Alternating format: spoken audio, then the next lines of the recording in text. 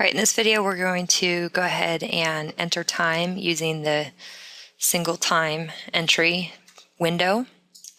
Okay, so up here under employees, you have use your weekly timesheet, or you have an enter a single activity on your time.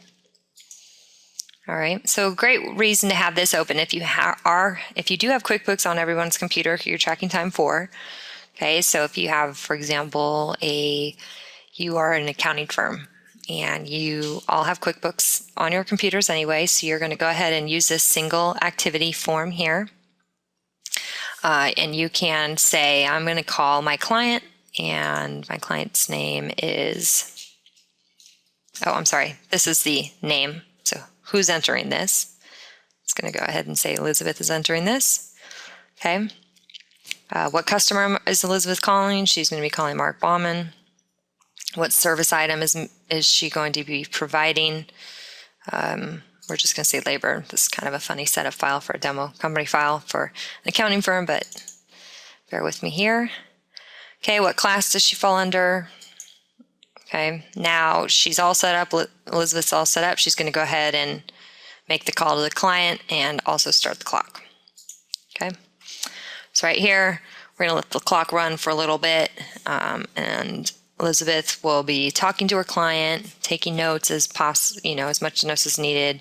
She can minimize this screen and continue to work on whatever she's working on elsewhere. Client needs us to reconcile all bank statements 2011. Okay, so keeps the time, and then you can pause it if you're going to take a break. Or you can stop it. Now this might be that Elizabeth is just working on this client in the office and actually reconciling their bank statements right now. Okay, so she could start the time clock and it'll keep track of how much time she spent there. So pausing it to take a break, go to lunch, whatever that is, that's a good idea, to pause and stop billing the customer for that time. So once we get to a minute here, I'm just going to go ahead and stop the clock for now. We're going to say, is this a billable time? So does this time need to be billed through to the client? Yes or no? All right.